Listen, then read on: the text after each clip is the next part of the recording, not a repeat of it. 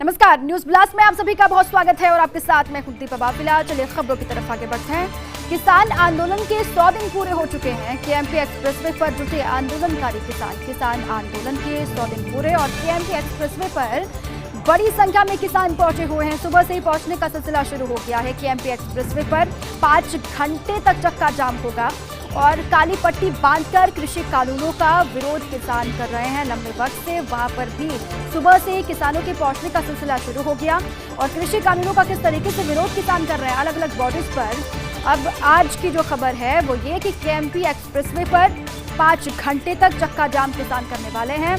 अलग अलग हिस्सों से किसान वहां पर पहुंच भी रहे हैं। इससे पहले लंबे वक्त से अलग अलग बॉर्डर पर किसान किस तरीके से नाराजगी जाहिर करते आए हैं केंद्र सरकार के खिलाफ, वो भी आप समझिए।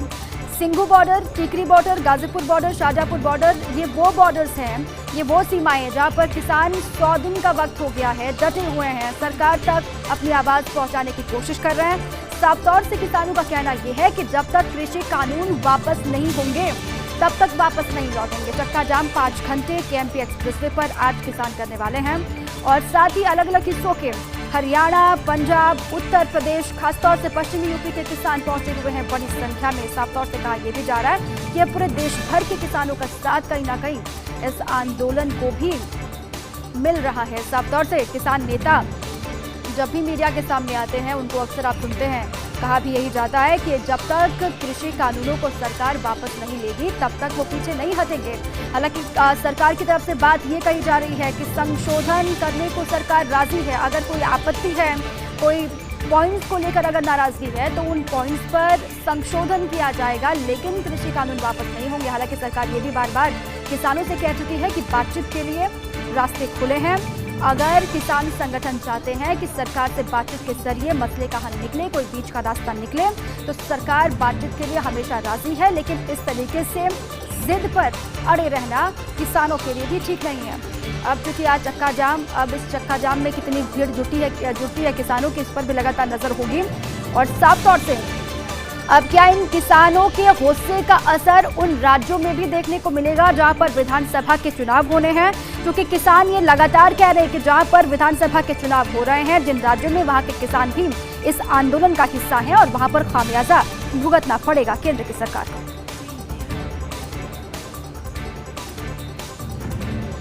अलवर के बहरोड से बड़ी खबर है। कैलाश पार्क हॉस्पिटल की संवेदनहीनता सामने आई है। अलवर के बहरोड से खबर ये कि कैलाश पार्क हॉस्पिटल की संवेदनहीनता, 3 दिन अस्पताल में भर्ती मरीज का शव धूप में पटका। अस्पताल में भर्ती शेरपुर गांव के जयचंद की हुई मौत और पेट में दर्द होने पर 3 दिन पहले अस्पताल में भर्ती हुआ था। परिजनों का आरोप है कि अस्पताल को पूरा भुगतान कर दिया गया, लेकिन अब 10,000 रुपए और जमा करवाने की मांग की जा रही है। अब जो परिजन हैं वो ये कह रहे हैं कि अस्पताल को पूरा भुगतान कर दिया गया है, लेकिन उसके बावजूद भी आप 10,000 रुपए की और डिमांड कर रहे हैं। अस्पताल की तरफ से कहा यह जा रहा है कि 10,000 रुपए और आप जमा करवाइए।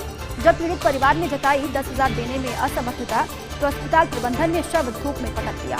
अब किस तरीके से इंतहा यहाँ पर हो गई है वो भी आप समझिए। अस्पताल प्रशासन की तरफ से 10,000 देने में असमर्थ है पीड़ित परिवार। जब इसको लेकर असमर्थता जाहिर की गई परिवार की तरफ से, तो फिर अस्पताल प्रबंधन ने धूप में शव को पटक दिया। मीडिया कर्मियों से भी मैनेजमेंट ने अभद्रता की है। कहा यह भी जा रहा है कि मीडिया कर्मी वहां पर पहुंचे, सवाल दागे गए अस्पताल प्रशासन पर, तो अस्पताल की तरफ से, मैनेजमेंट की तरफ से अभद्रता की गई मीडिया कर्मियों के साथ। पुलिस और जनप्रतिनिधि अस्पताल पहुंचे हुए हैं। अभी ताज़ा जो अपडेट है वो ये कि पुलिस भी स्थानीय मौके पर पहुंची हुई है अस्पताल में और साथ ही जनप्रतिनिधि भी वहां पर लगातार पहुंच रहे हैं। अब ये संवेदनहीनता, इसको लेकर क्या कार्रवाई नहीं होनी चाहिए? अस्पताल प्रशासन की इस तरीके की जो स्थिति रही है या फिर जो व्यवहार रहा, जिस तरीके से वहां पर शव को पटक दिया गया धूप में, पीड़ित परिवार की बात नहीं सुनी जा रही है। साफ तौर से परिवार का कहना यह है कि पहले ही भुगतान कर दिया गया है। पहले जितनी राशि मांगी गई थी उतनी राशि दे दी गई है, पूरा भुगतान कर दिया गया, लेकिन उसके बावजूद भी हॉस्पिटल की तरफ से 10,000 की डिमांड और कर दी गई है। अब 10,000 देने में परिवार असमर्थ है।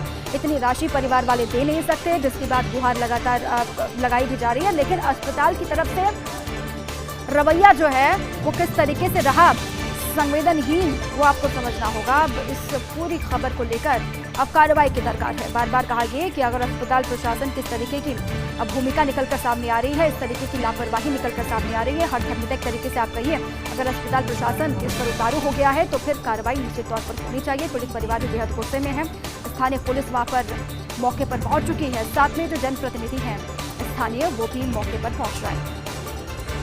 बड़ी संख्या में ग्रामीण भी कैलाश पार्क हॉस्पिटल पहुंचे हुए हैं। साफ तौर से गुस्सा अस्पताल प्रशासन को लेकर भी है। साफ तौर से ये नाराजगी कि पहले जितनी राशि बोली गई थी उतनी राशि दे दी गई, लेकिन उसके बावजूद भी और पैसों की डिमांड की जा रही है। जब पैसे हैं नहीं तो पीड़ित परिवार देगा कहां से? इसी पर अधिक जानकारियों के साथ जितेंद्र मेरे साथ जुड़ चुके हैं। जितेंद्र, क्या हुआ था हॉस्पिटल में, जरा वो आप पहले से विस्तार से बताएं और परिवार वालों का क्या कुछ कहना है? देखो दीपक, मैं आपको बता दूं कि बहरोड का ये कैलाश पार्क हॉस्पिटल है। कहने को तो ये पार्क हॉस्पिटल है, लेकिन आज सबसे बड़ी संवेदनहीनता हमारे सामने आई है। महज चंद 10,000 रुपए की खातिर एक व्यक्ति की मानवता को शर्मसार कर दिया, एक डेड बॉडी को शर्मसार कर दिया, उसके शव को धूप में रख दिया। और अस्पताल जो मैनेजमेंट का कहना है कि आप 10,000 रुपए और जमा करवाएंगे, उसके बाद ही हम आपको शव उठाने देंगे। परिजनों का कहना है कि वो करीब 40,000 रुपए पहले ही जमा करवा चुके थे। आज सुबह तक जो जयचंद है, मृतक शेरपुर गांव का रहने वाला है, वो ठीक था। उसको कोई ऐसा इंजेक्शन लगाया जिसके बाद वो बेचैनी उसकी हो गई और बेचैन होने के बाद में उसकी आज सुबह मौत हो गई है। सबसे बड़ी बात यह है कि परिजनों ने गिड़गिड़ाए कि हमारे पास, हम गरीब आदमी हैं, इतना पैसे देने को नहीं है। पहले से हम आपको करीब 40,000 रुपए का 3 दिन भुगतान कर चुके हैं, लेकिन उसके बावजूद भी अस्पताल मैनेजमेंट का कोई दिल नहीं पसीजा। वो अड़े रहे कि जब तक आप 10,000 और जमा नहीं कराओगे हम शव नहीं देंगे। ये तो चलो पैसे की बात है, लेकिन सबसे बड़ी संवेदनहीनता ये देखने को मिली है कि अस्पताल की मोर्चरी में शव नहीं रखा गया था। कोविड वैक्सीन जो सेंटर है उसके बाहर उसको शव को रखा गया है, धूप के अंदर, धूप में रखा गया है। जब प्रशासन आया है, पुलिस आई है, परिजन आए हैं, ग्रामीण आए बड़ी संख्या में, जब जाके उस शव को खुले में रखा है, वो भी छाया में। कोई बड़ा अधिकारी वहां पर पहुंचा क्या जिनसे आपकी बातचीत हो पाई हो? कोई बड़ा अफसर पहुंचा है मौके पर? देखो, थानाधिकारी विनोद साखलाम मौके पर मौजूद हैं, किसान नेता हैं बस्ती राम यादव वो मौके पर मौजूद है, कुछ सरपंच और प्रतिनिधि वो मौके पर मौजूद हैं।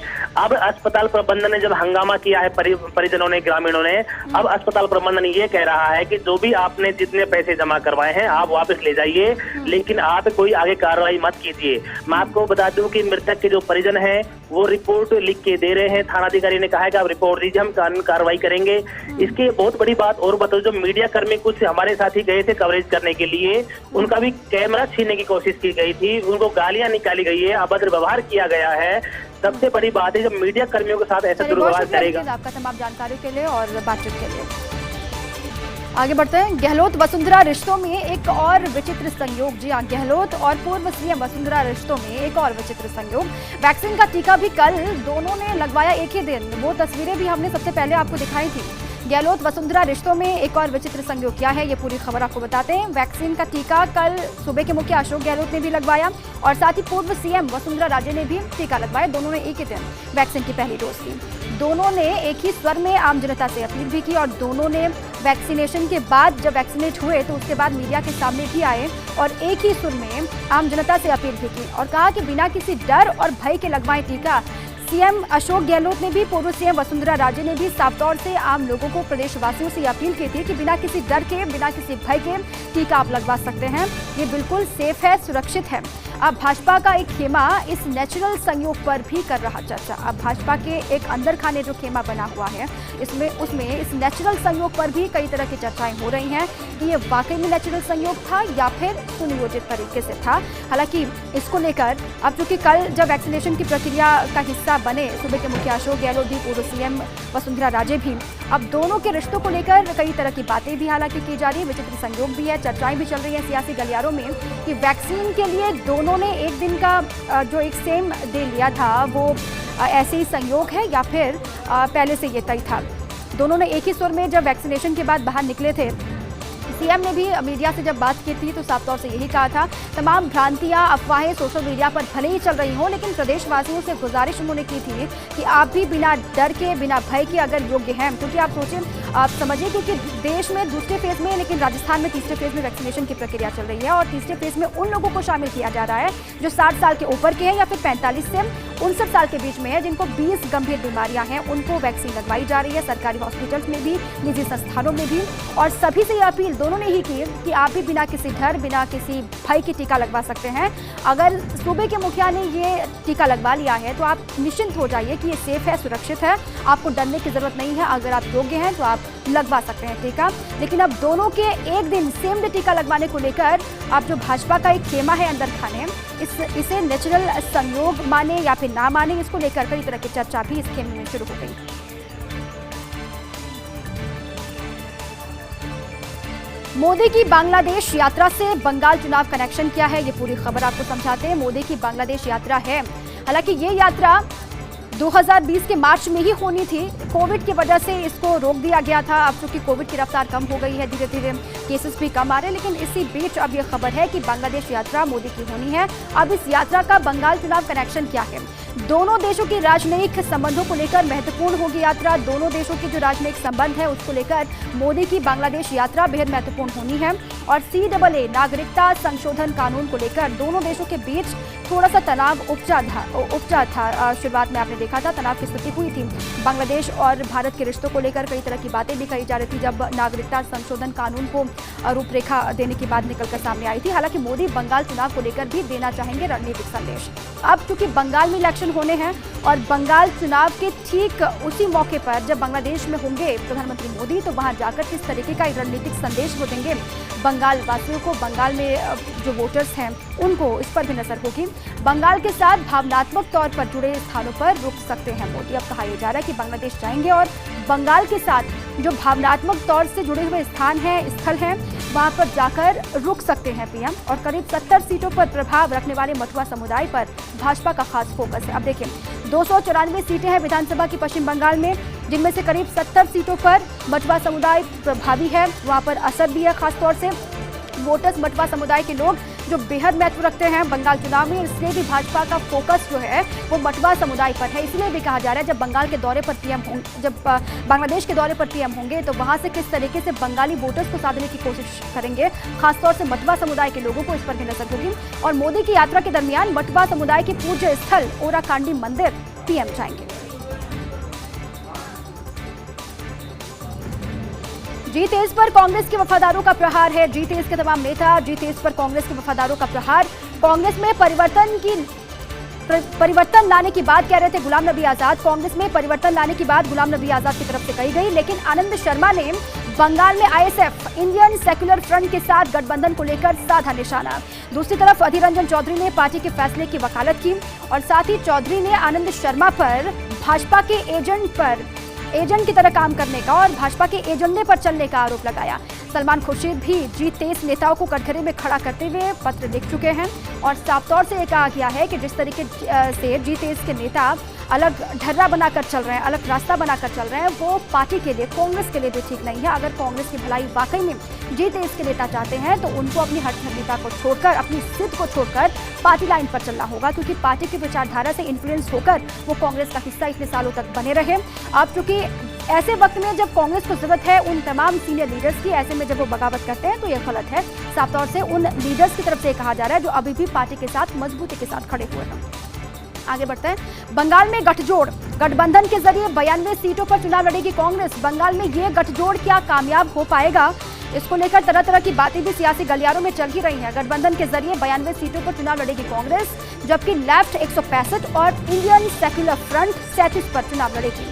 और गठजोड़ के जरिए चुनाव को बनाना चाहते त्रिकोणीय, अब कोशिश ये की जा रही है कि इस गठजोड़ के जरिए चुनाव को त्रिकोणीय बंगाल में बनाया जाए। अभी तक की जो खबरें थी उसमें आपने सुना कि बंगाल में चुनाव सिर्फ बीजेपी और टीएमसी के बीच में है। बीजेपी मजबूती के साथ वहां पर चुनाव लड़ रही है। दावा ये कि इस बार वापसी बीजेपी करेगी, इस बार सत्ता में काबिज होगी। लेकिन ममता बनर्जी का कहना यह है कि टीएमसी एक बार फिर से सत्ता में काबिज होगी, बीजेपी भले ही कोई भी हथकंडे अपना ले, कामयाब नहीं होगी। चुनाव दोनों के बीच में, लेकिन अब त्रिकोणीय इस चुनाव को बनाने की कोशिश कांग्रेस की तरफ से की जा रही है। एक गठजोड़, उसमें कांग्रेस, लेफ्ट, ISF हिस्सा होंगे, लेकिन ये गठजोड़ बंगाल में चल भी पाएगा या फिर नहीं चल पाएगा।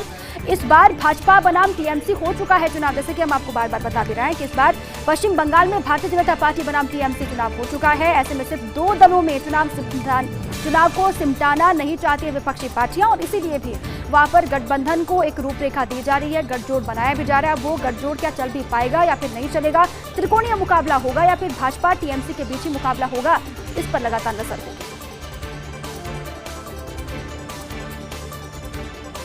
कांग्रेस को दुश्मनों से ज्यादा दोस्तों का डर है। जी हाँ, कांग्रेस को दुश्मनों से ज्यादा जो है वो अपने जो दोस्त हैं उनसे डर है, अपनों से डर है।